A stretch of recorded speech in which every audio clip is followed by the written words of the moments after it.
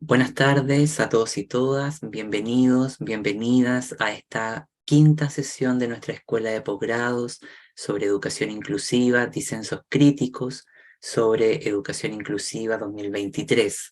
En esta ocasión nos acompaña un amigo, también un académico, alguien que hace parte del CELEI y que venimos siendo compañeros de lucha y en este proyecto político llamado Inclusión hace bastante tiempo. El día de hoy, la sesión número 5 corresponde a la conferencia titulada Implicaciones ontopolíticas y epistémicas del acto de inclusión en educación de personas con discapacidad.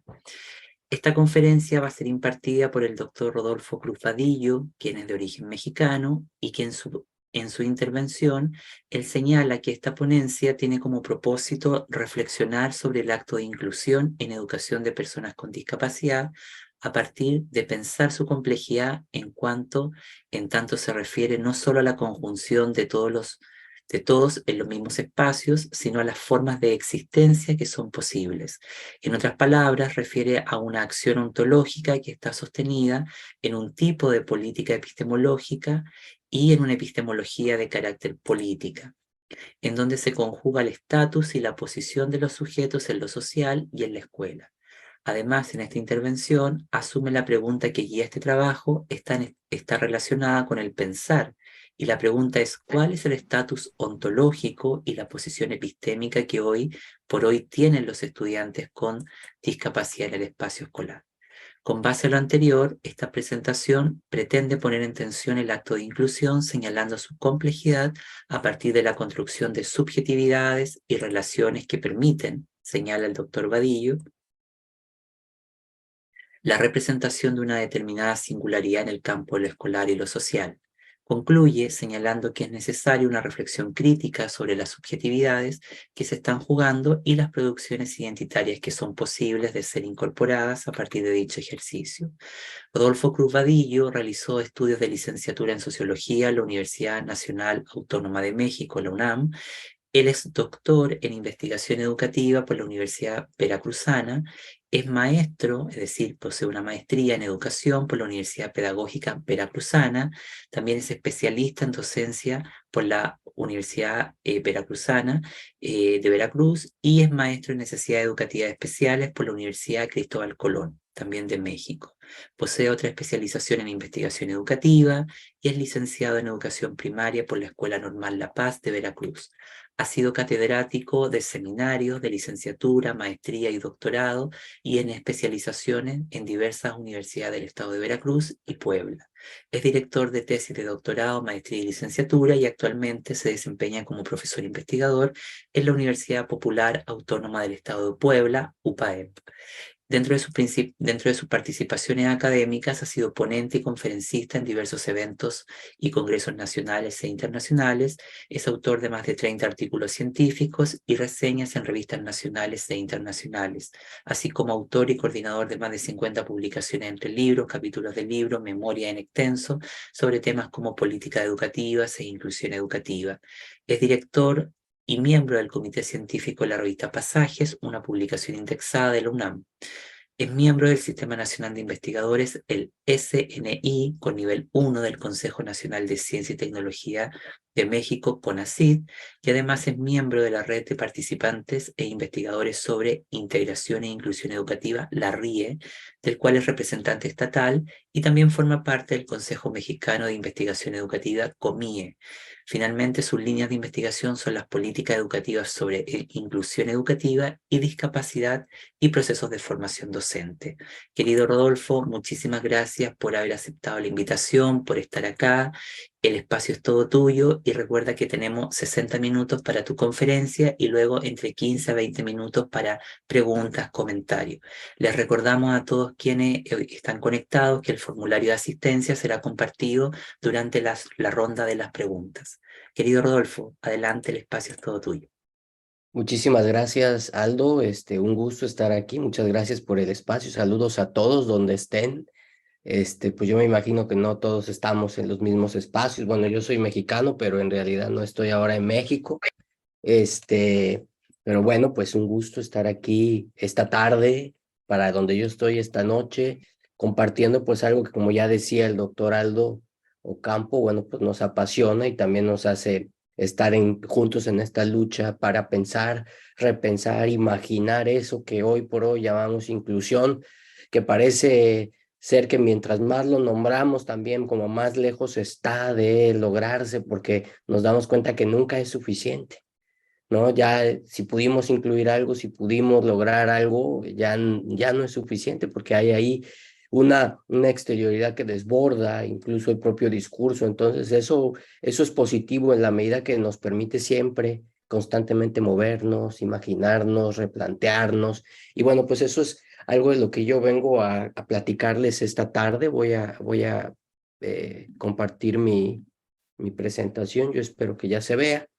Bueno, les Querido decía, Rodolfo, se ve muy sí, bien. gracias, gracias. Vengo a compartirles esta tarde y que tiene que ver con, bueno, con algo que va un poco más allá de lo que pensamos cuando hablamos de inclusión. Y todo esto pues ha salido también en conversaciones, obviamente, con Aldo, en los espacios que tenemos para poder discutir, en los grupos de investigación, ¿no? Porque solemos, por ejemplo, pensar la inclusión, o sea, el acto de incluir, siempre como a un determinado nivel muy práctico. Y con esto no quiero decir que lo práctico no sea sumamente importante. Estoy de acuerdo en que hoy por hoy muchas cosas todavía no se llevan a la práctica.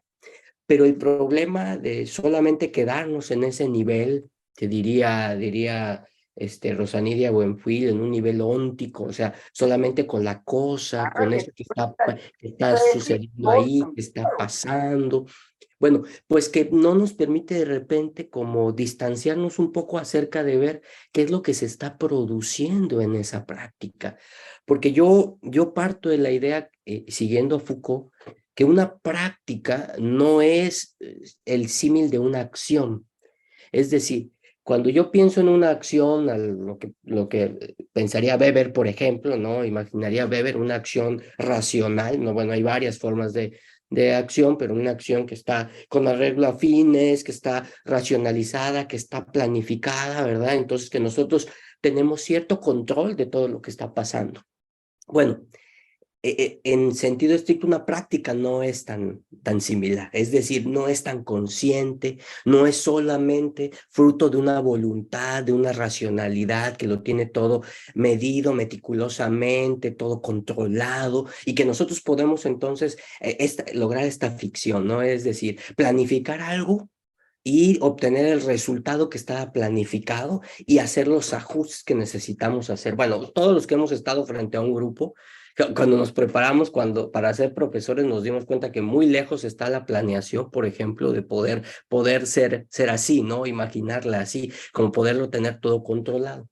Pero esto nos lleva también a pensar un poco la práctica como una relación espaciotemporal que posibilita, o sea, sí las voluntades, sí las acciones, pero también que no están libres de contradicción, que no están dirigidas ya ahí donde hay un espacio previo, una serie de rituales, de sentidos, ¿no? De lógicas que nos permiten que lo que se había planificado como tal no sea totalmente del mundo de lo consciente y por ende tampoco controlado, medible, y bueno, ¿no? Y esto me parece que ha pasado mucho con la inclusión. Es decir, nos hemos detenido a pensar cómo hacerle en lo práctico, porque eso como que pareciera que es lo urgente, ¿no? Y claro que lo es, pero después voy a llegar a ello, pero si no pasa por una grilla de inteligibilidad que nos permita más o menos dar cuenta, ¿no? O sea, desmontar lo que ha pasado y dar cuenta de cuáles son sus efectos, pues podemos, dice Gerardo Echeita, ¿no? El camino al infierno está empedrado de buenas intenciones. Es decir, podemos producir o tener efectos otros, muy otros, que no estaban pensados ni planificados. Y eso de repente es lo que puede pasar con la educación inclusiva. Es decir, estamos tan preocupados de repente por hacer todo inclusivo, por ponerle a todos, adjetivar todo, con lo inclusivo, o sea, cosas, relaciones, instituciones, programas, currículum, materias, todo lo que ustedes quieran, asignaturas, personas, los hemos intentado adjetivar con lo inclusivo, ¿ok? Pero no hemos un paso antes, es decir, no hemos dado cuenta acerca de qué es eso que estamos intentando, o sea, que se produce en el momento en que estamos adjetivando como inclusivo. ¿A qué nos referimos con la inclusión, no? Y esto, siguiendo a Alicia de Alba, nos tiene que llevar un poco a pensar en que mucho de lo que se ha trabajado, y yo aquí sí quiero destacar el CELEI, porque me parece que es de las únicas instituciones, por lo menos en Latinoamérica, que no se queda al nivel de las teorías del objeto, es decir, no se queda al nivel solamente de estos discursos, por ejemplo, que son muy válidos, que son muy prácticos, que por supuesto que nos sirven sobre entender, por ejemplo, la inclusión como culturas, prácticas y políticas, y entonces agarrar ciertos instrumentos, agarrar el diseño universal para el aprendizaje, los ajustes, y entonces este discurso que dice que todos tienen que estar juntos y entonces tenemos que trabajar con la diversidad, que me parece que es un discurso muy importante, ¿ok? Pero que si no es cuidado, mirado con cierta reflexión, puede tener otros efectos, ¿no? Aquí en el CLE ustedes habrán encontrado cómo la reflexión va un poco más allá, ¿no? Y no son las teorías del objeto de la educación inclusiva, ¿no? La educación inclusiva como un objeto, o sea, una forma de aproximarnos es eso, cuáles son las perspectivas teóricas que hay. Pero otras, nos dice Alicia de Alba, son las teorías de conocimiento, ¿ok? También, o del propio objeto. Es decir, unas son esas teorías que son del propio objeto educativo. O sea, que nosotros pensamos, por ejemplo, que es la educación inclusiva, cómo hacerla presente. Y otras son las teorías que tiene o que ponen en tensión cómo conocemos ese objeto, ¿ok?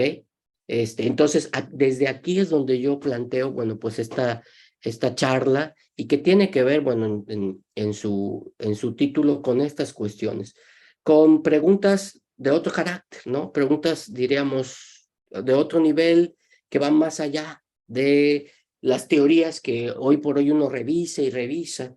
¿Qué se dice de inclusión? Por ejemplo, yo tuve en México, yo soy mexicano, como bien lo escucharon, y tuve la oportunidad de trabajar.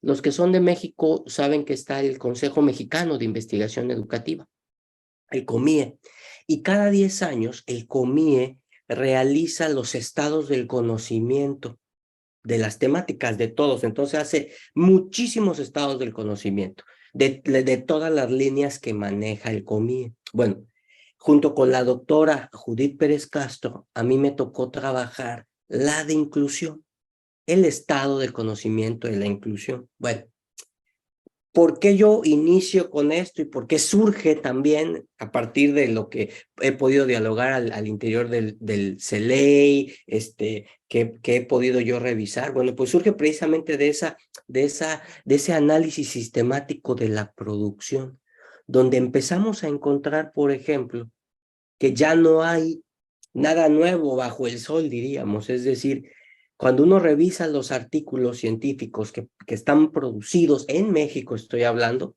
esto solamente se puede circunscribir a México, en los últimos 10 años, ¿ok? Bueno, cuando uno lo revisa, empieza a encontrar cómo hay reificación, bueno, más bien hay reiteraciones, o sea, acerca de que encontramos que el discurso de la educación inclusiva pareciera no avanzar a nivel epistemológico, incluso a nivel teórico, pero todavía ahí hay teorías, o sea, de justicia, sobre los derechos humanos, la igualdad, la equidad, esos están ahí, o sea, lo teórico está ahí. El sustento de justicia educativa que fundamenta o soporta la educación inclusiva está ahí, pero no vemos avances acerca de, por ejemplo, cuál es la identidad epistemológica de esa educación.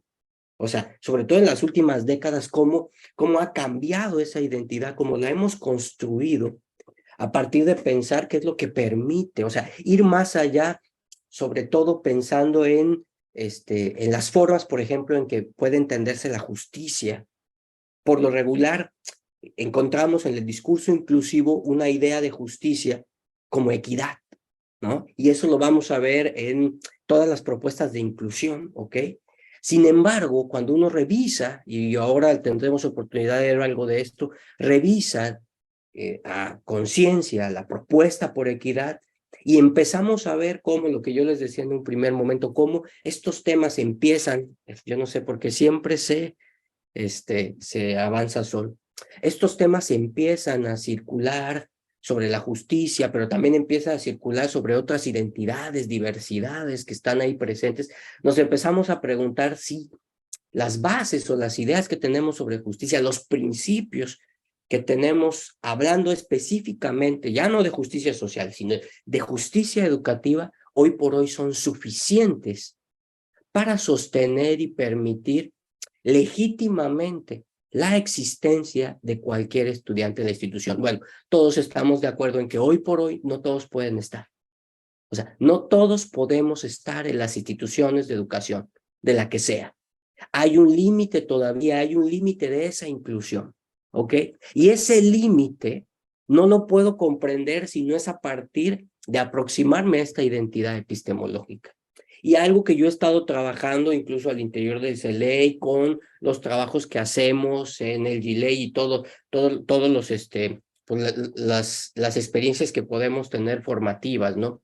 Y que tiene que ver con el problema incluso de justicia que hay, o sea, de cómo entendemos hasta dónde llega la justicia, pero también con una mirada sociológica.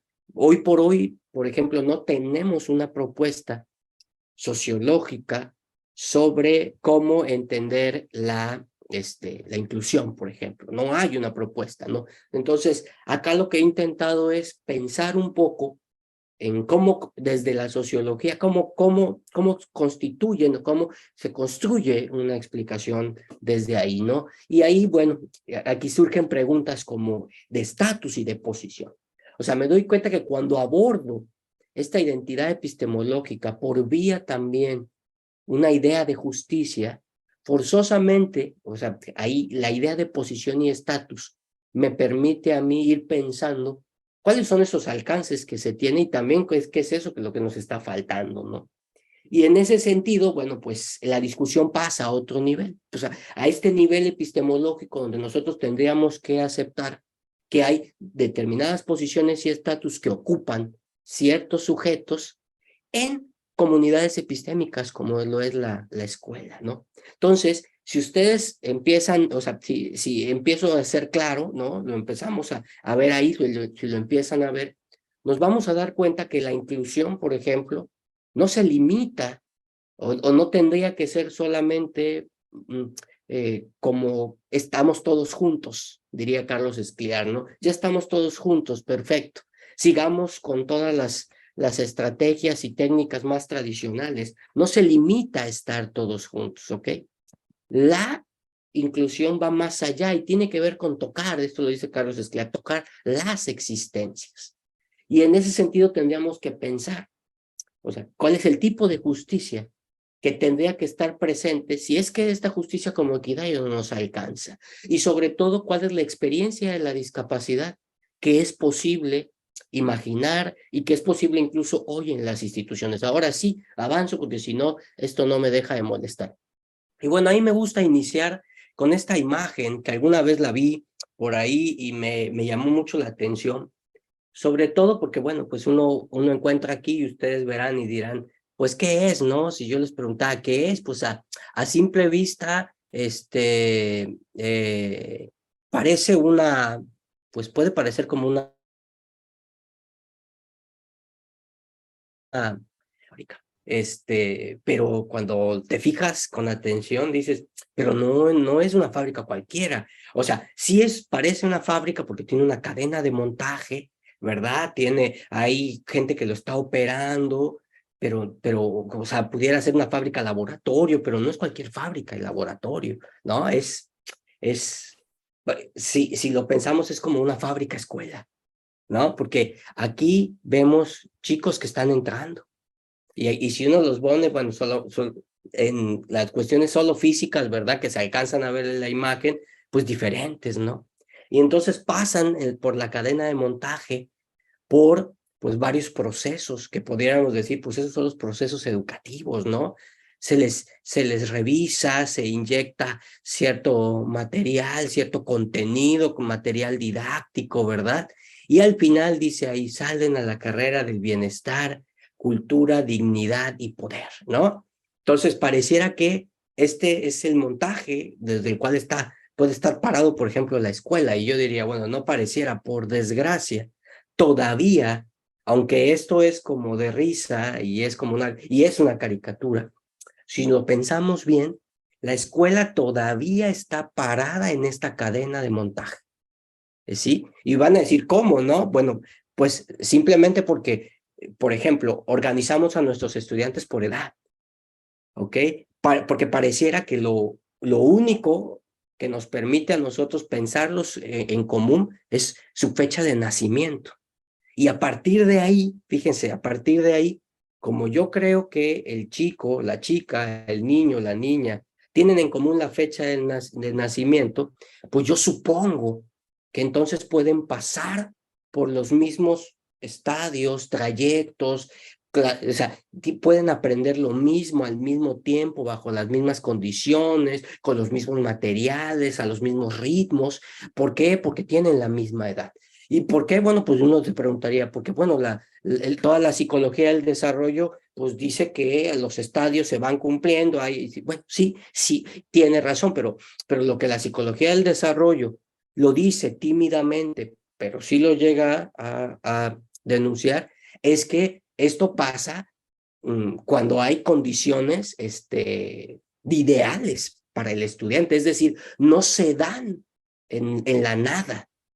Son situaciones, condiciones que son situadas, que están relacionadas a un contexto. Fíjense que ayer yo participaba en unas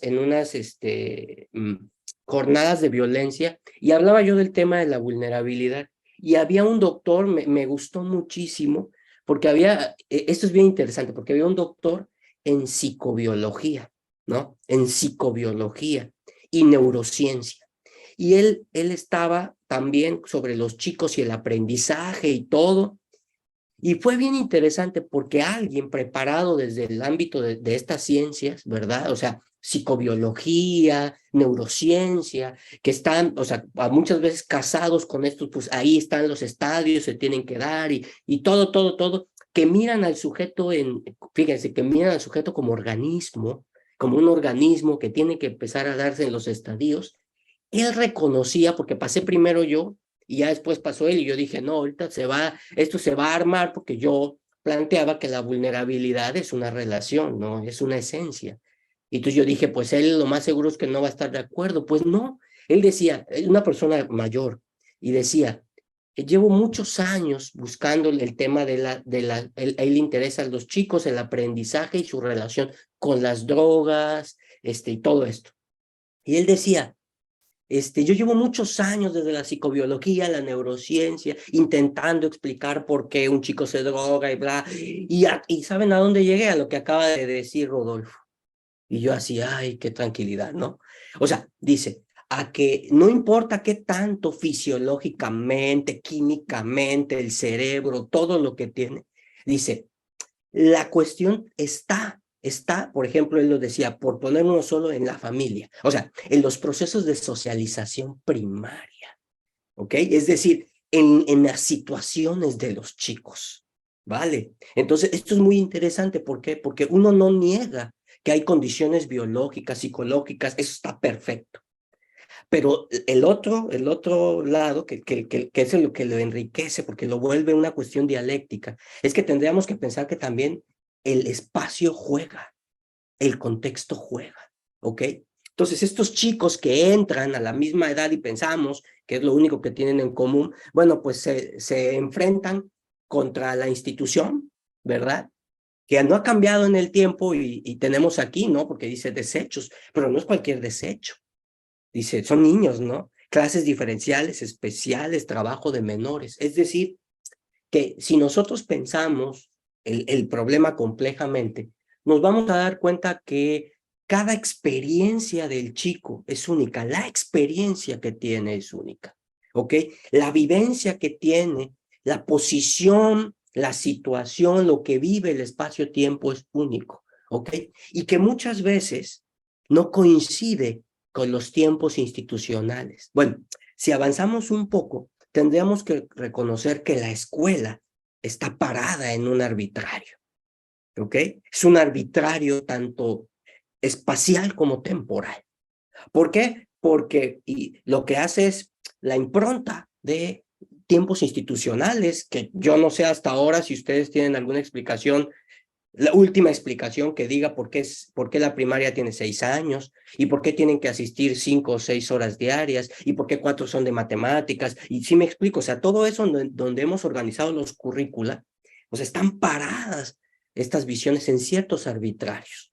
Y son arbitrarios que se transforman en violencia simbólica para el chico, cuya situación, cuya experiencia de vida no coincide ni con los tiempos institucionales ni con los espacios institucionales, ¿no? El problema es que de repente cuando nosotros hablamos de inclusión, fíjese, lo que hacemos es pensar en que esta cadena de montaje no tiene, diría Melik, lo dado, está dado, no tiene por qué transformarse y son los chicos los que tendrían que estarse adecuando.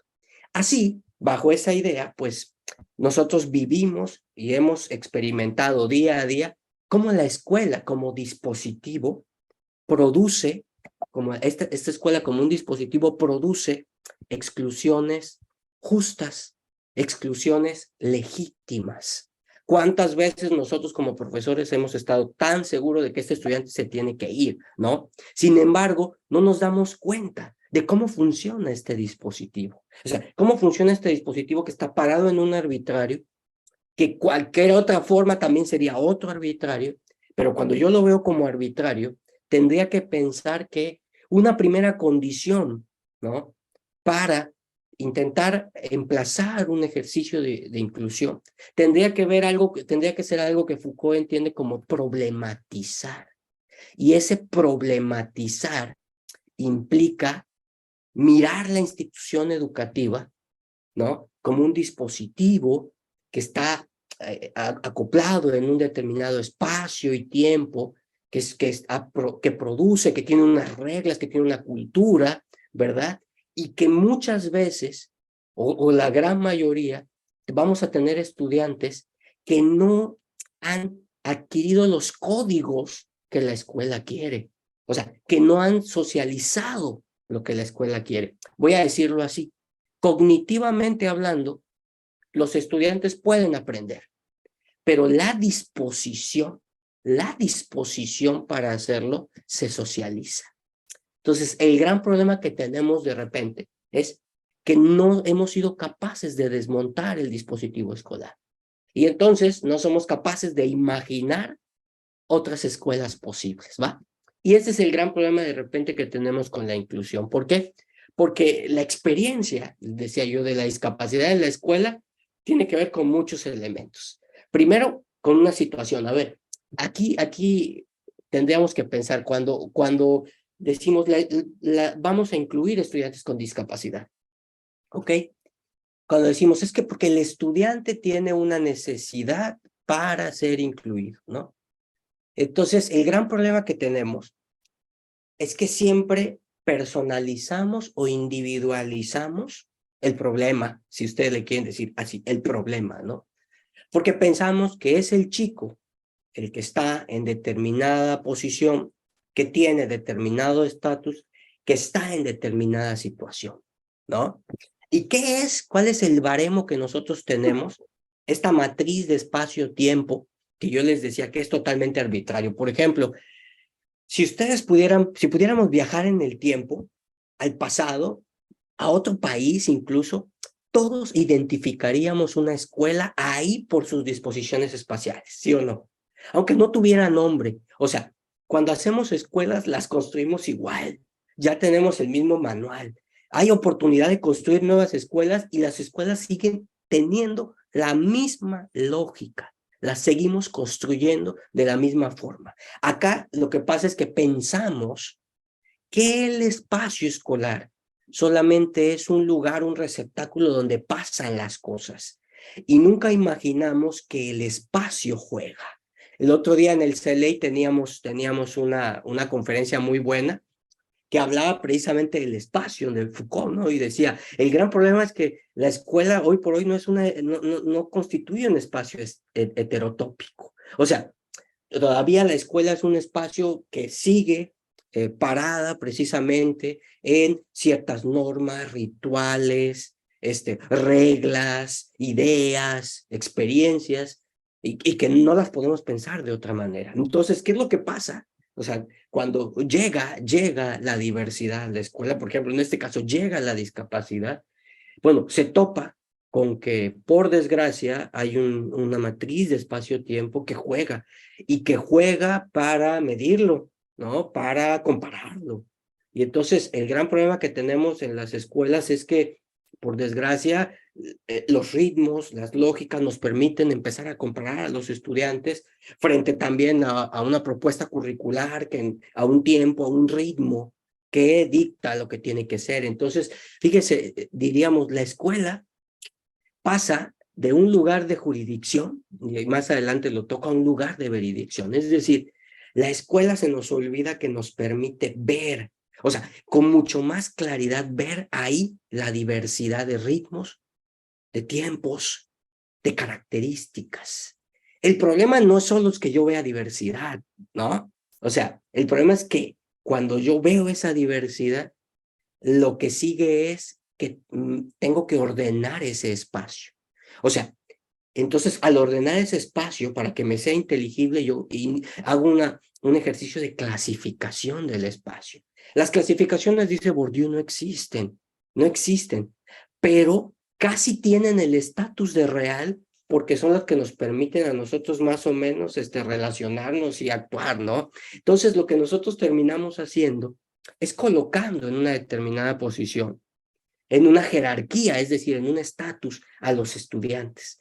Y como la escuela, o sea, como espacio-tiempo, como esa matriz de espacio-tiempo, sirve como lugar de veridicción, o sea, para ver, o sea, fácilmente si un niño es más rápido que el otro, si es más lento, si es más inteligente, si es menos inteligente, o sea, todo el aparato escolar, el dispositivo escolar, es que facilita mucho eso si es lo que yo quiero ver, porque permite comparar, porque los tenemos todos juntos y porque hay un baremo que es el currículum escolar que nos dice lo que tuvieron que haber aprendido en este tiempo, en estas condiciones, con estos materiales. Entonces, los que no lo lograron, eso nos permite esta diferenciación, pero nos permite este ejercicio de jerarquización y de posición donde nosotros terminamos, y esto es complejo, pero terminamos produciendo, diría Perrenaud, fracasados, adelantados y exitosos. El exitoso es aquel que logra adquirir, diría Bourdieu, un hábitus, es decir, un hábitus de escuela. Y ese lo logra adquirir muchas veces porque sus papás fueron escolarizados. Y entonces les dicen, bueno, pues, hijo, la escuela funciona así. El juego escolar es este. Y adquiere los códigos. Pero la pregunta, y era lo que decía el colega que les comentaba, es cuando la familia no ha sido escolarizada, por ejemplo, cuando no coincide culturalmente con los códigos de la escuela que se mueven en esta matriz tiempo, espacio, es ahí donde tenemos chicos que empezamos nosotros a catalogarlos, ¿no? Les colocamos una posición en estatus. Y aquí viene de repente lo que yo he comentado varias veces, ¿no? Y viene todo este dispositivo, sí, de psicológico, PSI, perdón, ¿ok? O sea, este dispositivo, diría Brownstein, donde la tendencia es a individualizar el problema, cuando el problema, si ustedes lo quieren ver así, es institucional, y a patologizar, ¿no? Entonces, este estatus y posición no es cualquier estatus y posición. Por ejemplo, yo no digo que los síndromes no existan o los trastornos, hay gente que cree que sí, o sea que sí los hay, bueno, pues ningún problema, y seguramente habrá unos que, por supuesto, que son mucho más evidentes para algunos, pero lo que yo me refiero con patologizar es pensar siempre en que este estudiante tiene algo. Entonces, ¿dónde lo coloco? Ese es el gran problema. ¿Dónde lo coloco? Porque, bueno, pues diversidad siempre ha estado, pero ¿dónde lo coloco, no? Desmontar este dispositivo tendría, por ejemplo, que partir de pensar que las habilidades, destrezas, actitudes que un niño tiene, que un chico tiene, que una niña tiene, siempre están en relación con un contexto, ¿ok? O sea, es muy simple, es simple e ingenuo ver así como el problema en el chico o solo el problema en el contexto. La cuestión se complejiza cuando el asunto es dialógico y dialéctico. Es decir, un chico, determinadas habilidades, destrezas, actitudes, eso siempre es en relación con un contexto, con la actividad que les pusimos, con el reto que les pusimos, con el momento que está viviendo, con la experiencia que tiene, ¿no? Sin embargo, lo que yo les decía, el problema con la diversidad es que, pues, parece ser que hay de diversidades a diversidades, ¿no? Y esta diversidad que pasa, ¿no? Por un proceso de patologización, pues no es como una diversidad de las bien recibidas, ¿no? O sea, ahí hay un trabajo de patologización que está fundado precisamente en un estereotipo de normalidad, de una abstracción de lo normal, de un sujeto normal que no existe y que nosotros pensamos que mientras más cerca de esa normalidad estemos, pues mejor, ¿no? Entonces hay un elemento de positividad ahí, ¿no? Entonces, ¿eso qué permite? Este proceso qué permite? Permite la estigmatización, ¿no? Permite una relación de negatividad ontológica del sujeto. Es decir, cuando nosotros decimos, y la reforma siempre lo dicen, la diversidad es riqueza. Yo le diría, bueno, en la escuela no lo sé, porque hay diversidades que son pobreza en la escuela, o sea, que están colocadas en negatividad, ¿no? Y entonces, de repente, cuando yo hago este ejercicio de clasificación, cuando yo coloco en una posición, establezco el estatus del sujeto y, por ejemplo, le pongo la etiqueta, lo que yo estoy, y bueno, ya le puse la etiqueta de sujeto etiquetado, ¿no? Que luego esa etiqueta se convierte en un estigma, si no está bien cuidado el asunto. El problema es que de repente yo quiero actuar, ¿no? Intervenir para ayudarlo por un principio de inclusión, ahí donde la reducción ontológica se dio, ahí donde el chico, la chica, se ha reducido a la posición que tiene y al estatus. Es decir, acuérdense cómo hablamos los profes. Yo soy profe de primaria, di 10 años de primaria, ya no, ya hace, ¿qué será? Como 9 años o no, más 10 que ya no doy clase en primaria, pero di 10 años clase de primaria. Entonces nos gusta mucho etiquetar. Y entonces de repente la forma en que hablamos, ¿no? Decimos, oye, ¿cuántos estudiantes tienes? Pues yo tengo 10 y 3 NE, 10 y 2 VAP, 10 y 3 TEA, ¿ok? Bueno, lo que acabamos de hacer es reducir, primero, reducir ontológicamente al sujeto, o sea, este chico, esta persona ya no es una persona en su integralidad, él es su TEA, él es su déficit, él es su síndrome, y con ello nosotros intentamos intervenir para que él aprenda. Pero no sabemos que con eso que estamos interviniendo, diría Broncano, estamos produciendo ignorancia. Pero ¿cómo? Si yo le hice un diagnóstico y salió que tenía el TEA y agarré una serie de trabajos y ahí estoy yo para ver qué hay que hacer con el TEA, ¿cómo produzco ignorancia? Sí, o sea, porque la producción de ignorancia se da ahí donde, como yo solamente, como yo he reducido al sujeto a su déficit, hay una reducción ontológica, ya no logro captar la experiencia compleja y completa del otro. ¿No? Yo les he preguntado, haciendo investigaciones a profes, oigan, ¿y ustedes con sus estudiantes con discapacidad platican? Sí, sí, aprovecho para, en ese momento me dicen, aprovecho para sacarles todo lo que tengo que hacer del expediente. Entonces uno dice, es que usted no platica, usted lo está interrogando y creemos que el estudiante con discapacidad no se da cuenta, ¿no? Bueno, yo les decía en un primer momento, pensar un poco la educación inclusiva nos tiene que llevar, por ejemplo, a ver sus fundamentos. Y uno de sus fundamentos tiene que ver con ese prisma de justicia que desde el cual nosotros emplazamos ciertas prácticas inclusivas, ¿no? Y uno cuando revisa las formas de entender, por ejemplo, la justicia social, ahí hay que tener cuidado porque de justicia hemos hablado siempre. De justicia social, no, ¿ok? Entonces, de justicia social tenemos varias propuestas de justicia. Cuando uno habla de justicia social, habla de muchas posiciones, no todas están de acuerdo, ¿ok? Y no todas han sido retomadas para pensar la escuela. Por desgracia, la escuela está sostenida en una idea de justicia como mérito individual, lo que hemos escuchado meritocrática, ¿va? Por eso, La educación inclusiva se sostiene de otra idea de justicia, diría uno a la Rawls, justicia como equidad, ¿no? Sin embargo, no es la única propuesta de justicia, y ya Martha Nussbaum, por ejemplo, ya ha hecho muchas críticas a la idea de Rawls de justicia, porque, por ejemplo, él parte del supuesto que el contrato que permite la justicia, que permite esta relación, se basa en una reciprocidad de igual a igual. Es decir, todas las personas que parten de la relación del contrato son personas que están en la misma posición y en el mismo estatus. Y eso no es cierto. El problema con este principio de justicia de equidad, que ya lo ha señalado y lo ha criticado Nussbaum, es que invisibiliza a cierta parte de la población que no tiene la posición y el estatus que tienen todos, ¿no?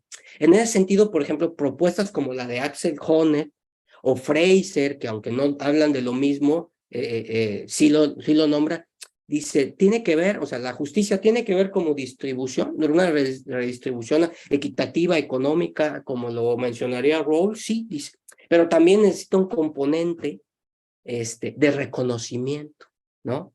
O sea, un componente ahí donde lo que hay que hacer es reconfigurar, reposicionar la posición y el estatus. Entonces, cuando uno empieza a revisar los temas de justicia, te empiezas a dar cuenta que, aunque no lo mencionan de forma directa, la posición y el estatus juega, ¿no? Por ejemplo, Rawls habla de la posición original, dice, la posición original es aquella donde nosotros no tenemos conciencia precisamente, o sea, tenemos determinada posición y no estamos sesgados por una determinada cuestión política, ¿no? Ahí hay un velo de ignorancia que nos permite establecer principios de justicia, ¿no? Para Fraser dice, el principio de justicia y de reconocimiento es un problema de estatus. Incluso Dubet, que critica la justicia como mérito, la justicia como igualdad de oportunidades, nos dice que el gran problema que tenemos es que no es, o sea, la cuestión no se da solo con que nosotros como sujetos tengamos la misma oportunidad de llegar a los mismos niveles que todos. O sea, si pensamos que la justicia, ¿no? Lo social es una carretera o es una escalera, la idea de justicia como equidad lo que premia es que todos más o menos lleguemos al mismo nivel de la escalera. ¿Sí? Me explico, al mismo piso. Pero Dubet no, dice, a ver, el gran problema que tenemos es de posición. O sea, porque mientras tú sigues pensando que todos tenemos que llegar al mismo piso y eso va a ser lo justo, dice, ahí lo que estamos haciendo, eso lo dice Nancy Fraser, es afirmando que la estructura social ya es justa, es así como tiene que ser y nada tenemos que transformar. Pasémoslo a la escuela.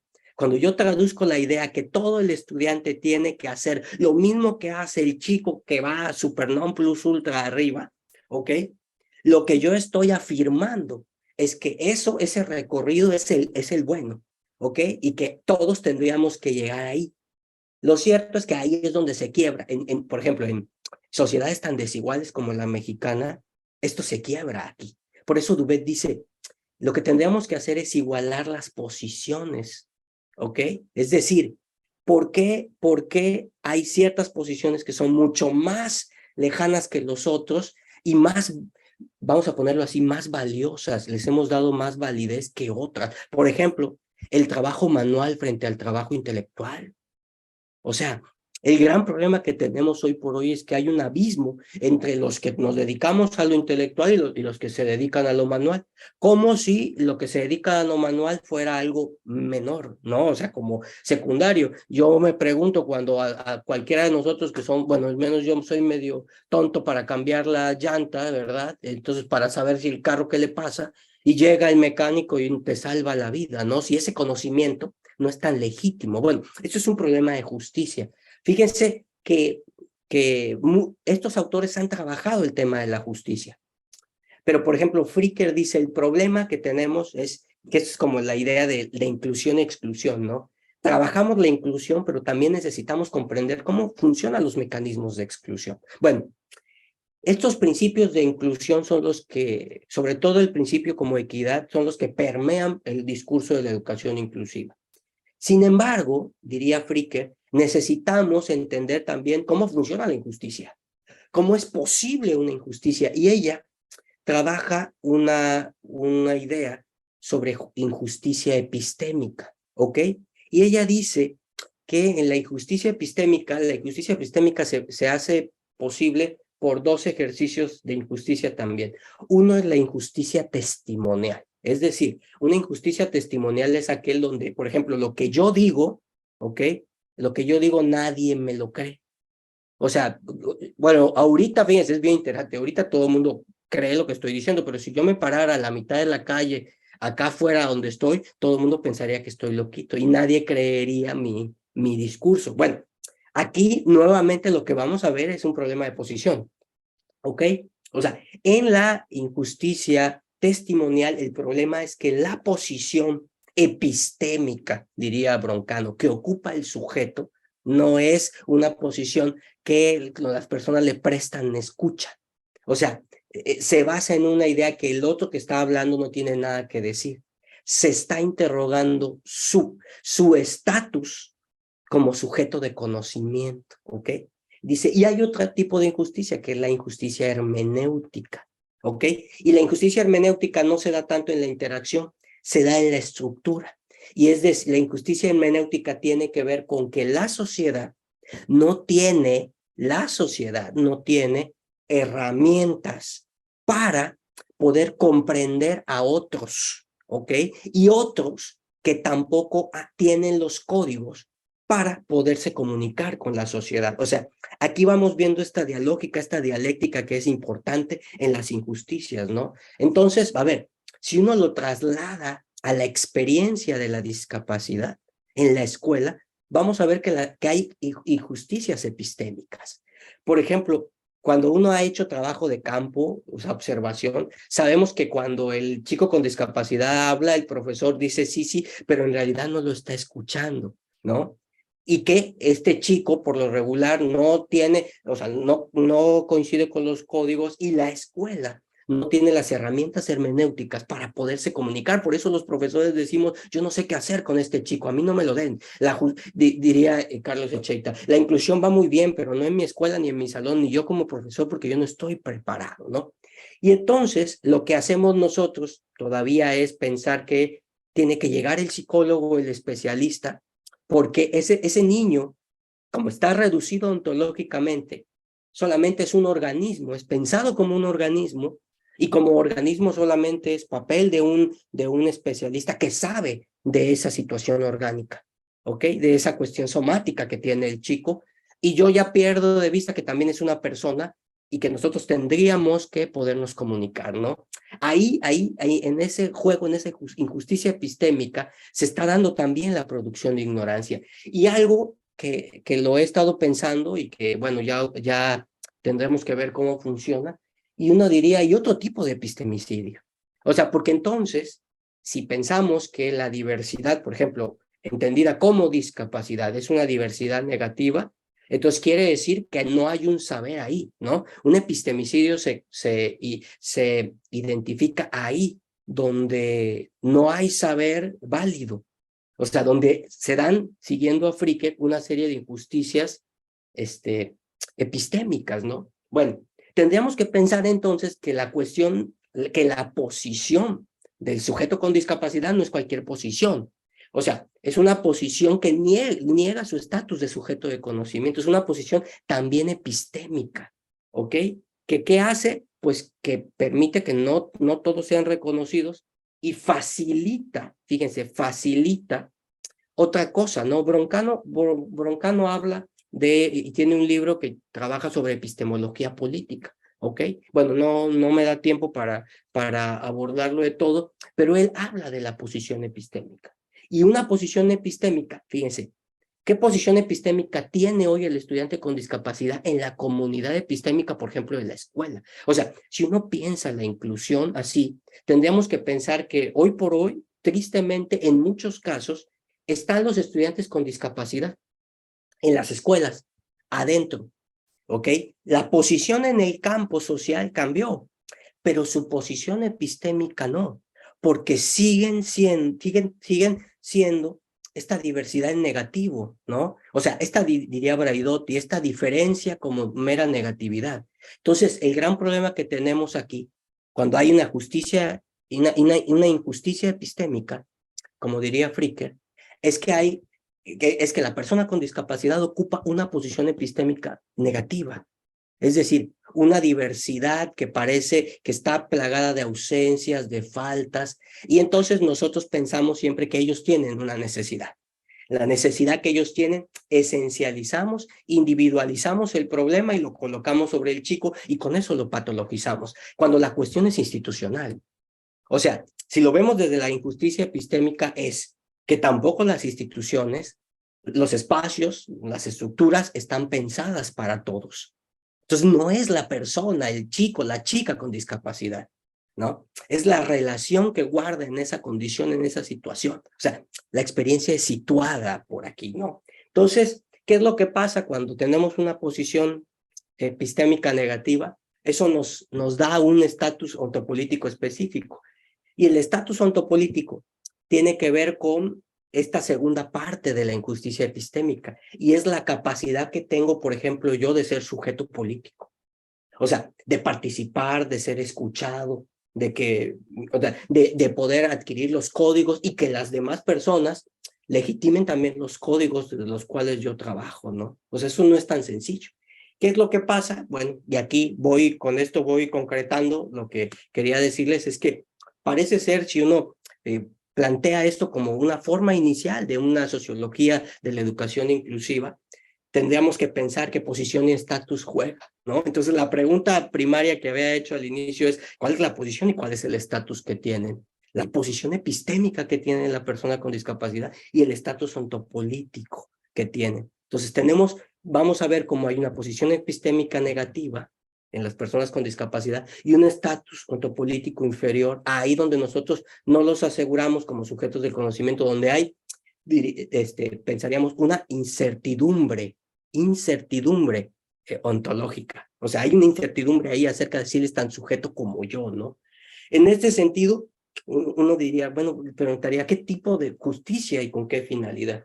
Bueno, tendríamos que pensar una justicia epistémica, ¿no? Que no permita esa reducción y la incertidumbre ontológica.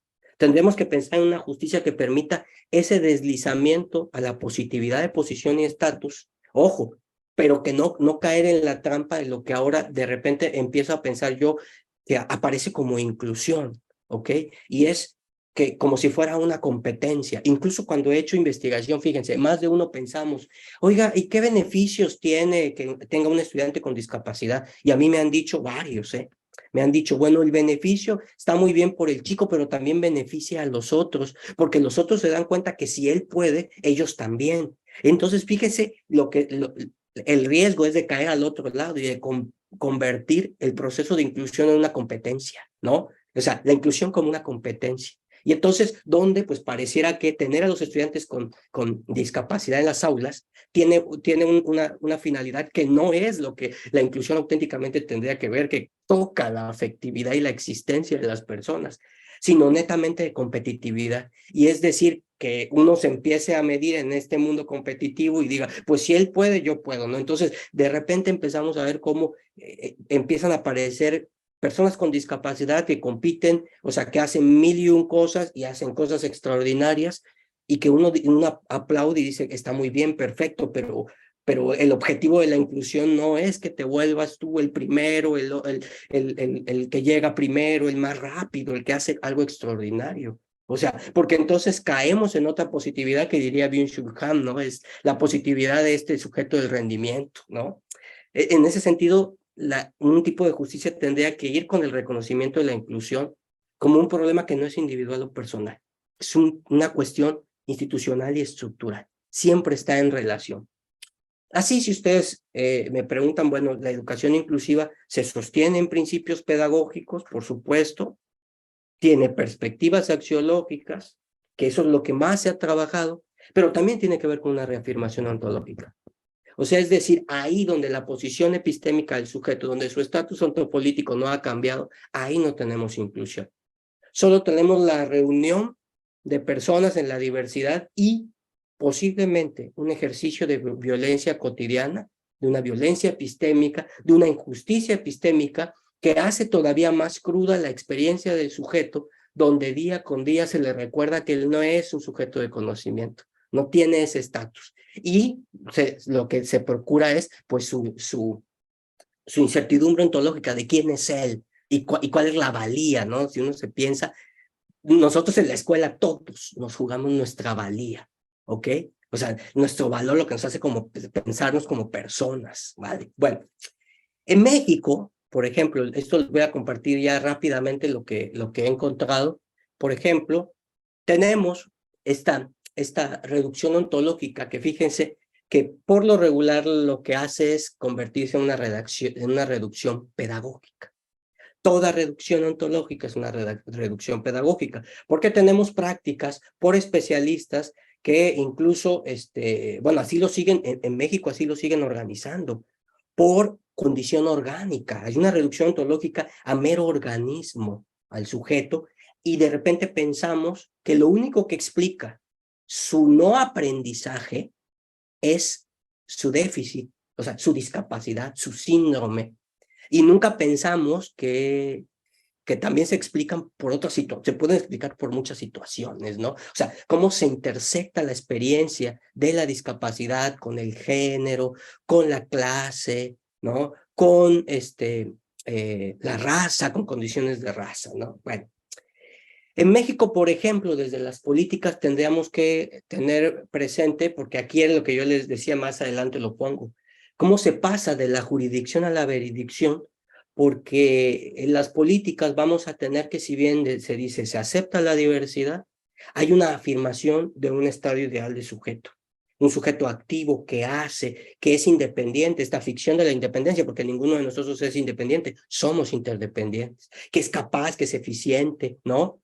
Pero, ¿no? En la discapacidad, en las políticas, estas no solo mexicanas, internacionales, vamos a ver esta reducción siempre, esta colocación de una posición, de un estatus, bajo la rúbrica, esta idea de necesidad educativa o necesidad educativa especial, que es lo que nos permite precisamente individualizar el problema, colocarlo sobre el sujeto y pues todo lo que viene, practicar la injusticia, porque la necesidad es falta, es ausencia, ¿no? Entonces, tendríamos que empezar a revisar incluso cómo cambiamos, porque los cambios que se han dado por lo regular no son semánticos, son sintácticos. Por ejemplo, ¿no? Las clasificaciones. Esto es en un cuadernillo que trabajan los profesores de educación especial, donde intentan diferenciar cuáles son como lo que uno tiene que hacer dependiendo de aptitudes sobresalientes y las barreras para el aprendizaje y la participación, ¿no? Entonces, fíjense cómo ya los distinguimos. Por eso les digo, hay de diversidad a diversidad. Están las diversidades en negativo y las diversidades en positivo. Pero cuando ustedes leen estas ideas, se van a dar cuenta que cualquiera aplica a la otra. Dice, en las BAP dice, cuando hay poca o nula información acerca de las necesidades que tiene. Y uno diría, con la aptitud sobresaliente igual, ¿no? No hay información, no sabemos. Hay escaso equipamiento inmobiliario que fortalezca capacidades. Dice, pues también con las aptitudes, ¿no? Si no hay escaso equipamiento inmobiliario, esos también que no las estamos atendiendo. Pero en las aptitudes es interesante porque la planificación del grupo y la escuela no considera actividades de enriquecimiento, y uno diría, ¿y no las necesitarían todos? O sea, ¿no sería un requerimiento de todas? Dice, la metodología del aula prioriza actividades repetitivas y mecánicas, y eso no les afecta a los VAP, ¿no? Otra vez esta clasificación dice, la enseñanza es homogénea, de tal manera que no se ofrecen los apoyos. Dice, pues esto también tiene que ver, o sea, nos damos cuenta cómo en esa, incluso este material está sacado de una serie de materiales que trabajan en el Consejo Técnico profesores de educación especial. Entonces, ¿qué es lo que pasa? Que desde la misma política educativa traducida en los materiales, clasificamos y hacemos estas distinciones entre lo positivo y lo negativo. Por ejemplo, en la nueva escuela mexicana es bien interesante porque se declara decolonial la inclusión. Y entonces dicen, Este párrafo es bien interesante porque dice, los médicos y psiquiatras establecieron un conjunto de medidas para impedir la reproducción de poblaciones y de sujetos indeseables. Educadores y psicólogos aplicaron pruebas estandarizadas a jóvenes indígenas que se clasificaron con base en el estándar del niño mestizo de la clase media de la Ciudad de México, de madres y padres mexicanos. Y uno diría, sí, o sea, los psiquiatrizaron. ¿Pero qué creen? No hay ningún señalamiento de otro tipo. O sea, en el documento base, los únicos que fueron psiquiatrizados fueron los estudiantes indígenas. Y uno se pregunta, entonces, la institucionalización y la psiquiatrización de las personas con discapacidad, ¿sí va? Porque uno puede decir, no lo dice, pero la lectura también se hace no solo de lo que dice la política, sino de lo que calla, lo que no nos dice. Y lo que no nos dice acá es, pues que a lo mejor sí es legítimo la psiquiatrización de personas con discapacidad. Su institucionalización es legítimo porque con ellos sí no se ha cometido epistemicidio. Se ha cometido epistemicidio con otros, ¿no? Por ejemplo, trabajos de posición, o sea, me he dedicado a revisar, les decía, la producción científica, y encontramos trabajos, todos estos hablan de inclusión educativa y están a favor de la inclusión educativa. Pero cuando uno los mira con detenimiento, o sea, los analiza, nos damos cuenta que la finalidad de la inclusión en muchos trabajos no es el chico, no es la experiencia del chico, es muchas cosas, es que ellos respondan a las demandas de la sociedad del conocimiento, o sea, la finalidad es una abstracción, a los retos que se da, que tengan mayores niveles de desarrollo, que puedan, se dan cuenta, o sea, esta idea de justicia por equidad que nos dice Nancy Fraser es afirmativa en esta posición epistémica negativa. El sujeto es un sujeto deficitario que tiene que ser compensado, tiene que mejorar sus ritmos y aprendizaje para poder llegar al nivel de los buenos, ¿ok? ¿Y eso qué hace? Deja intacta la estructura. Y cuando yo dejo intacta la estructura como la escuela, no la no la he podido interrogar, no he desmontado el dispositivo. Bueno, no todo es malo, bueno, no es que esto sea malo, ¿verdad? Pero ahí hay un sesgo, porque hay trabajos que pudiéramos decir, hay una posición epistémica positiva, que lo primero que hacen es interrogar los espacios. O sea, si logran ver las dificultades que tienen muchas personas, ¿verdad? Pero lo ven siempre en relación con. Y la finalidad siempre es la persona per se, no el desarrollo, no la sociedad del conocimiento, no la competitividad. ¿Por qué? Porque entonces la educación inclusiva quiere que todos estemos juntos para sacar un mismo tipo de sujeto, este sujeto del rendimiento que diría Byung-Chul Han. Entonces a la educación inclusiva no le gusta lo uno, perdón, no le gusta lo diverso, le gusta lo uno, le gusta lo igual, ¿no? Y ya con esto voy cerrando. ¿Qué efectos tiene esta recolocación, bueno, esta posición negativa, este estatus de inferior? Bueno, ya para ir cerrando, colocan un problema estructural e institucional en uno individual. Y esto lo hacen fácilmente por vía de pensar que él tiene una necesidad. Son necesidades inventadas. Dice, hay un cambio que no es semántico, sino meramente sintáctico. ¿Ok? O sea, cambiamos nuestras palabras, el orden de nuestros discursos, pero para nosotros sigue teniendo, esa diversidad que riqueza sigue teniendo el mismo estatus y la misma posición. ¿Ok? Hay una constitución de una incertidumbre ontológica por algo que he denominado la identidad diagnóstica, con la que trabajan muchos profesores, trabajamos, de ese chico, ¿no? Su identidad solamente es su diagnóstico, es una identidad diagnóstica, hay una reducción ontológica. Hay el paso, les decía, de la jurisdicción a la veredicción en los lugares escolares, es decir, en la medida que la ley afirma un tipo ideal de ser persona, la que hacen las instituciones es verificar que ese tipo ideal se cumpla, ¿no?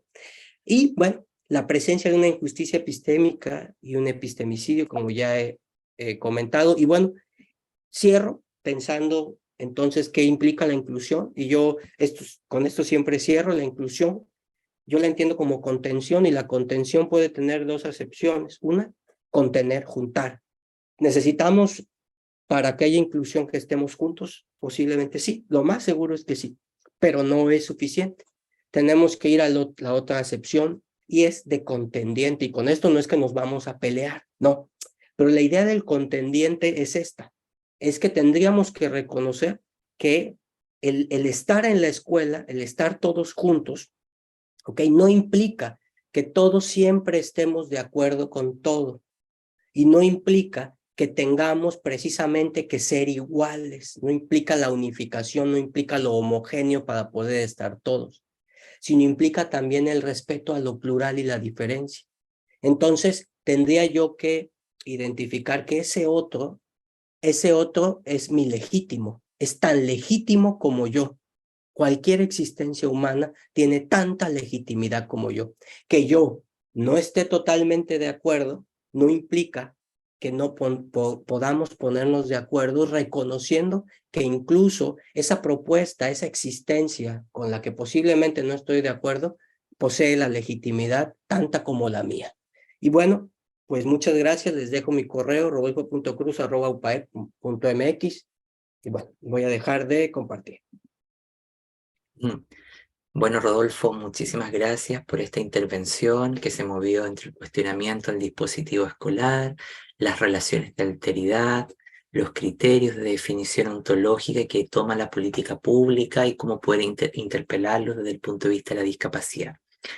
En este momento les pido a todos quienes están conectados que puedan poner su cámara para que podamos hacer esto de manera más cercana y poder compartir con el profesor aquellas inquietudes, comentarios, preguntas que puedan haber surgido. Aquellos que tengan comentarios, preguntas para el profe, por favor, levantando la mano con la opción que da la plataforma.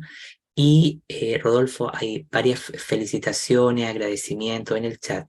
Antes de ir con las preguntas, aquellos que están consultando si les podemos compartir las grabaciones, les tengo que decir que no, porque las grabaciones luego van a ser editadas y se van a subir al canal oficial de YouTube del centro y cuando estén subidas ahí se las vamos a compartir, ¿vale? Bueno, yo ahora voy a compartir para aquellos que estaban consultando por el tema del formulario de asistencia, lo voy a compartir en este momento y recuerden que la sesión termina no solamente cuando, bueno, nos despedimos, ¿ya? Entonces, acabo de compartir el formulario de asistencia para que todos y todas puedan ir completando el registro del día de hoy. Stephanie, te escuchamos, adelante. Hola, buenas tardes. Muchas gracias por la presentación. Pues yo tengo inquietudes relacionadas con la justicia epistémica, no conocía el término, y en qué marcos funcionaría. Estaba pensando si en el marco de lo cultural, si en el marco dentro de las creencias, o sea, cómo, si dentro de qué ámbitos se puede como trabajar este tipo de justicia epistémica. Y que sí, como hablar un poco más de... Sí, gracias. Voy contestando, ¿verdad, Aldo? Sí, perfecto. Bueno, a ver, bueno, ustedes van a saber que cuando hablamos de discapacidad, nos hemos traído mucho de los estudios del feminismo, de género y todo. Entonces, esta cuestión de la justicia epistémica, bueno, tiene que ver con una posición también desde el feminismo, pero también desde la interculturalidad. O sea, aplica ahí también desde la interculturalidad. Yo lo traigo, incluso no se habla de personas con discapacidad. Mucho de lo que, por ejemplo, Broncano, lo de la injusticia epistémica, la posición epistémica no habla de la discapacidad.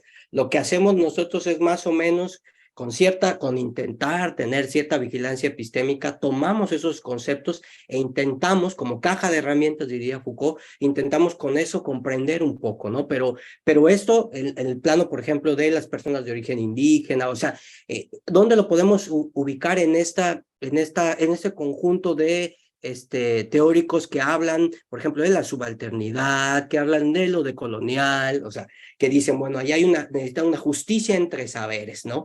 Que hay un saber hegemónico, bueno, acá, yo lo paso a la discapacidad porque curiosamente ellos no hablan, es bien interesante. Cuando hablan de las personas con discapacidad no están. O sea, pareciera entonces que ellos, o sea, cuando callan dices, pues entonces ellos sí requieren todo eso, pero estos no, estos sí esta sí es diversidad de la buena, esta diversidad es la negativa. Bueno, espero haber contestado.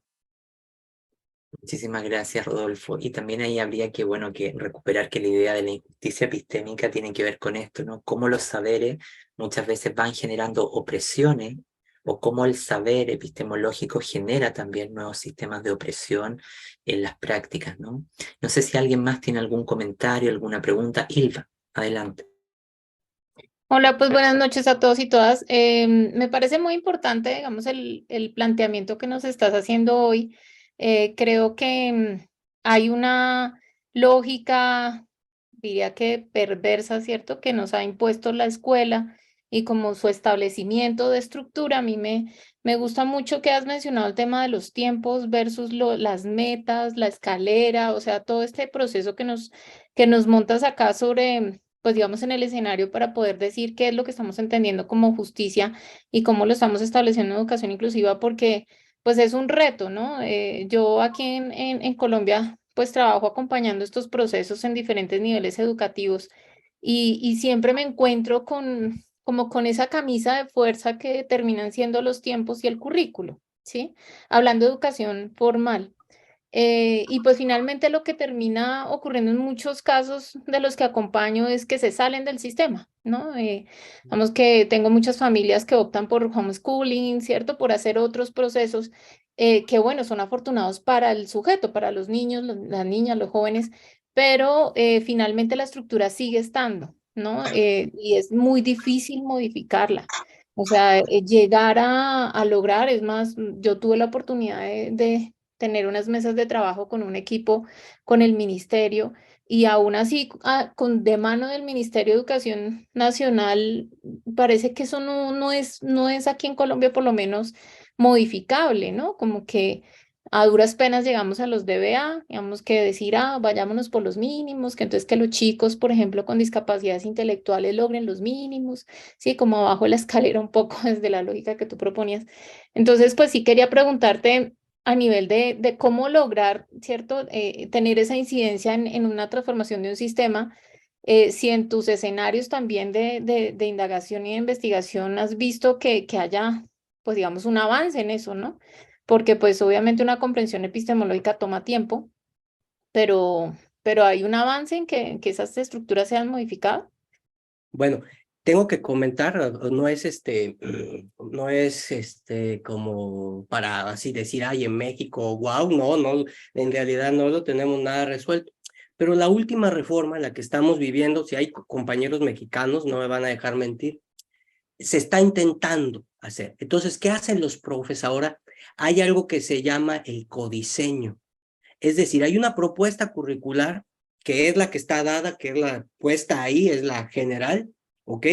Pero hay otra propuesta que se hace en codiseño, es decir, están poniendo a todos los profesores, a todos, a diseñar de forma situada, a partir del contexto, de sus experiencias, de todo, o sea, pensar desde su situación la cuestión escolar, qué es lo que tienen que aprender, cómo lo tienen que aprender.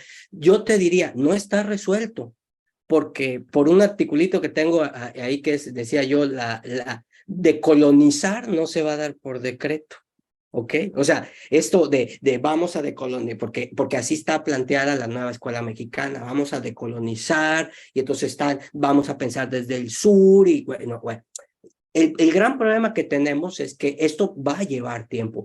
El otro problema que tenemos en México no es como en Chile, o no sé cómo esté en Colombia, pero en Chile lo tengo más seguro, que las políticas, las reformas educativas son políticas públicas de largo alcance, es decir, o sea, no llega el gobierno y dice, yo voy a poner mi reforma educativa.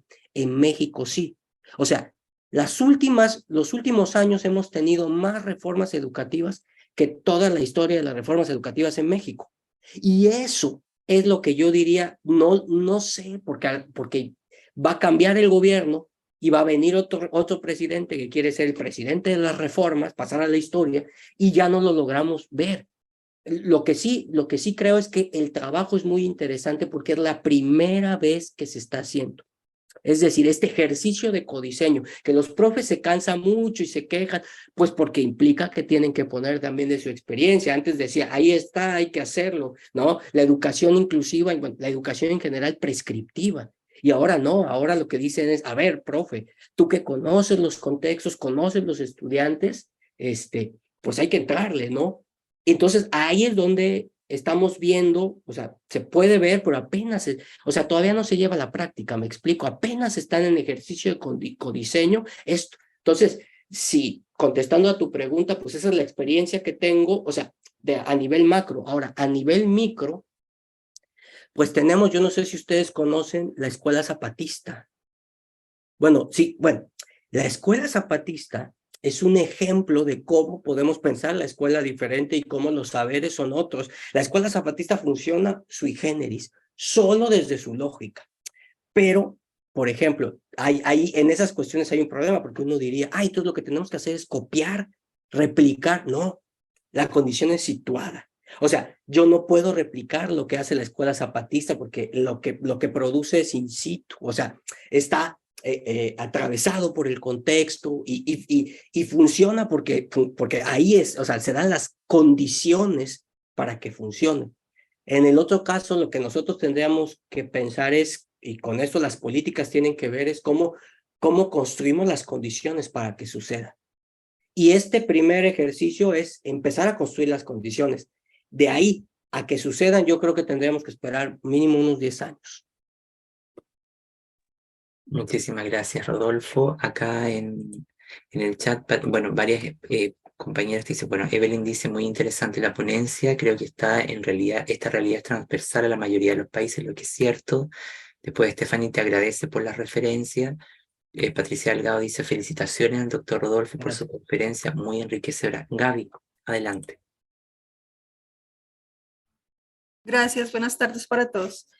Me quedo pensando mucho entonces, ¿qué nos demandaría la inclusión hoy, ¿no? Como proyecto político para cambiar esas posiciones de las que nos hablabas durante la presentación, ¿no?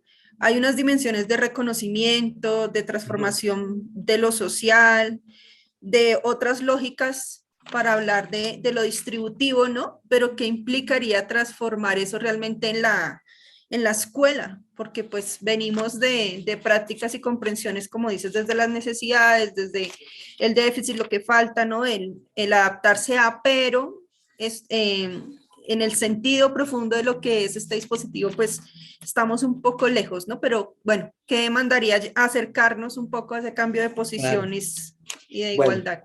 Algo que me parece vaya, que no lo tiene resuelto, pero que yo lo revisé incluso en un capítulo tuyo, Aldo, que me pareció muy interesante, que tiene que ver con la neurodiversidad.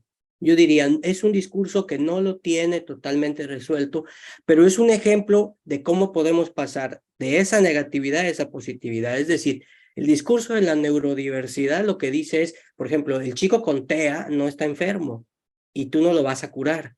El chico con TEA solamente es neurodiverso y entonces, bueno, como poner solo un ejemplo. La idea es cómo nosotros logramos eso que siempre construimos como deficitario, incluso nuestros propios discursos sobre la infancia. O sea, la infancia hace décadas que adquirió el nivel de tener derecho humano, estamos de acuerdo, pero no lo ejercemos, porque el derecho humano tendría que ir acompañado de cierta capacidad de autonomía, de tomar decisiones. Y nosotros, por lo regular, lo que hacemos es infantilizar a la infancia. O sea, es decir, infante significa sin voz, sin lenguaje. Y entonces no solo pasa con las personas con discapacidad, incluso pasa con los propios adolescentes. O sea, si nosotros, yo no sé en qué nivel ustedes trabajen, pero yo he trabajado con profesores de prepa, de secundaria, aquí en prepa, bueno, bachillerato, secundaria en México. Y entonces para ellos, el estudiante, la lógica del estudiante se limita al discurso de la adolescencia, pero a un discurso de la adolescencia que reduce al chico a mero organismo uno, pero a una posición negativa también. O sea, el chico adolece, siempre adolece. Y entonces incluso nuestras propuestas así de educativas, gente que trabaja el tema, fíjate qué interesante es, dice, la escuela esté en mayor tiempo posible en la escuela. ¿Por qué? Porque está comprobado que el chico que pasa mayor tiempo en la escuela tiene menos probabilidades de ir al crimen organizado. Eso que acabamos de escuchar, o sea, al primer momento, a un oído que no está entrenado, dices, qué padre, pero vamos a desmontar el enunciado. Eso lo que nos está diciendo es que los adolescentes, los jóvenes, los tenemos catalogados como sujetos peligrosos.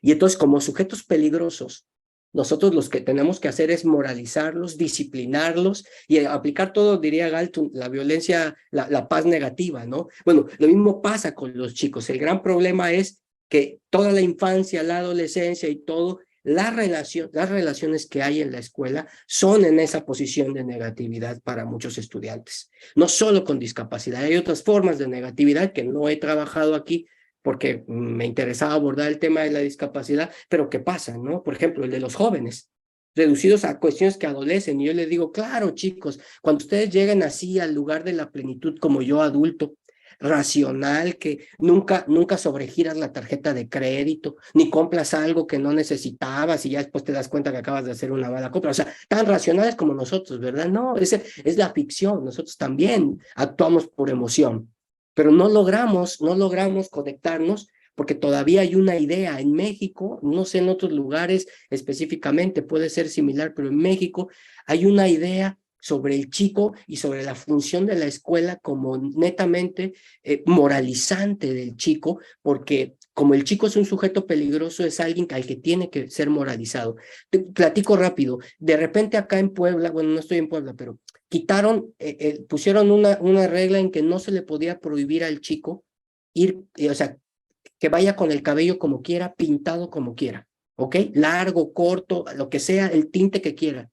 Los maestros, muchos, pusieron el grito en el cielo porque dijeron, por eso vamos a sacar delincuentes, ¿te das cuenta? O sea, la idea es que si tú no moralizas al chico, porque hasta ahorita, donde yo sé, ninguna propuesta de aprendizaje nos ha manejado una relación entre el pelo largo y la inteligencia, ¿eh? No hay una correlación.